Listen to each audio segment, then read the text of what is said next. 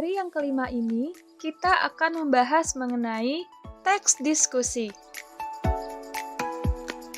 Apa itu teks diskusi?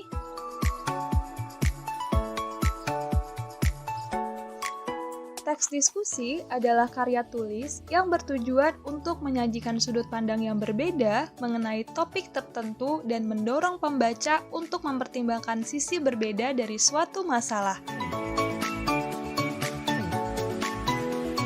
Salah satu kegiatan yang penting untuk kamu lakukan ketika membaca teks diskusi adalah dengan menyimpulkan isinya.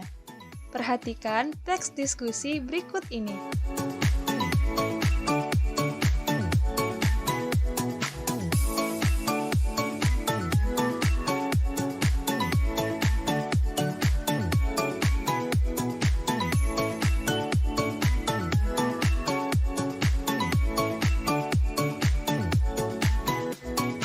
Dari teks tersebut terdapat gagasan pro dan kontra. Dari kedua gagasan tersebut, kita dapat membuat sebuah kesimpulan. Perhatikan berikut ini.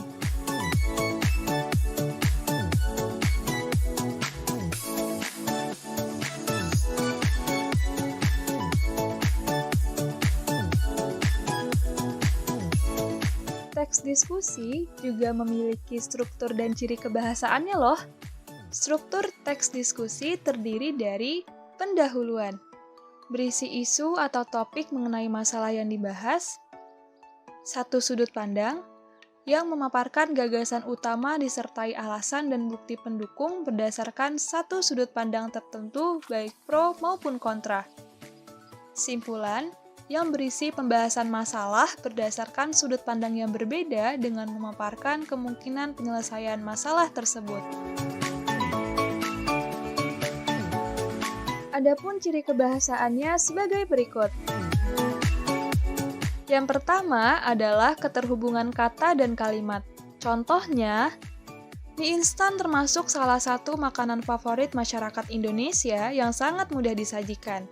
Begitu praktisnya penyajian mie instan membuat beberapa orang ketagihan membuat dan memakannya. Yang kedua, keterhubungan makna. Contohnya, tidak jarang orang-orang memakan mie instan dicampur dengan nasi. Padahal, hal tersebut dapat meningkatkan risiko diabetes. Apalagi, mie instan sebenarnya hampir tidak memiliki kandungan nutrisi. Sebaliknya, mie instan mengandung berbagai senyawa yang memicu timbulnya penyakit.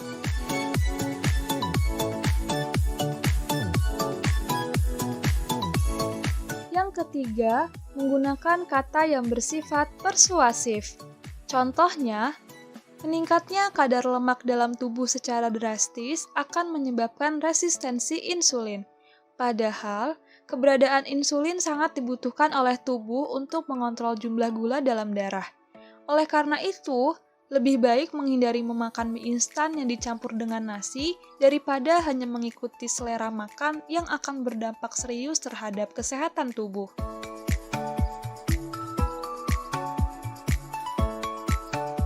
Yang keempat adalah kesantunan dalam berbahasa. Contohnya, selama tidak dijadikan sebagai menu harian, mie instan bercampur nasi dapat dijadikan sebagai menu selingan yang dapat dikonsumsi pada saat tertentu sehingga tidak memberikan dampak negatif bagi kesehatan. Di dalam teks diskusi juga ada yang dinamakan kata tugas.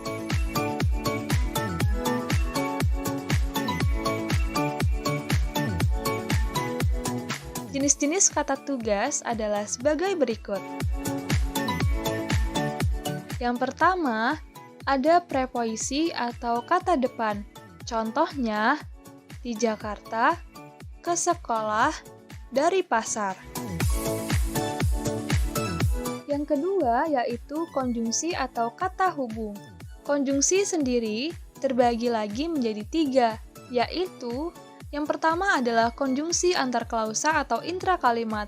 Konjungsi ini terdapat 3 macam, yaitu konjungsi korelatif, contoh, baik, maupun konjungsi subordinatif, contoh, jika, kalau, sejak, ketika, konjungsi koordinatif, contoh, dan, atau, tetapi.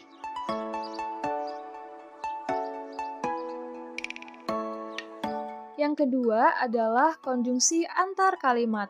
Contoh, namun, akan tetapi, dengan demikian, padahal, dan lain-lain. Yang ketiga adalah konjungsi antar paragraf. Contoh, terlebih lagi, di samping itu, oleh karena itu, dan lain-lain.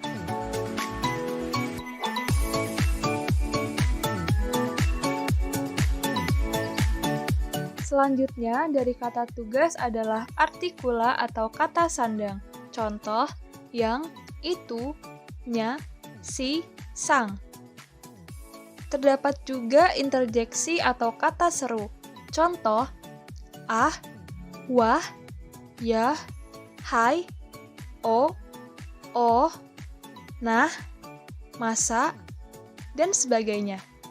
Dan yang terakhir adalah partikel penegas. Contoh, lah, kah, pun.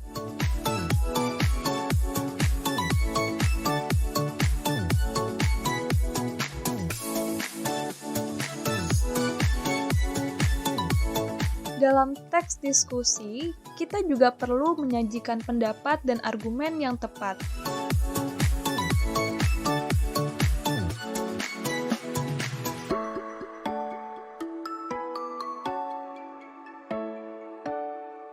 Perhatikan langkah-langkah berikut ini. Yang pertama, memilih dan menentukan topik yang akan ditulis. Kedua, menentukan tujuan teks diskusi. Ketiga, mengumpulkan data untuk mendukung argumen atau alasan dari sudut pandang yang berbeda atau pro dan kontra. Keempat, menyusun kerangka tulisan. Dan yang terakhir, pembahasan dengan mengembangkan kerangka karangan.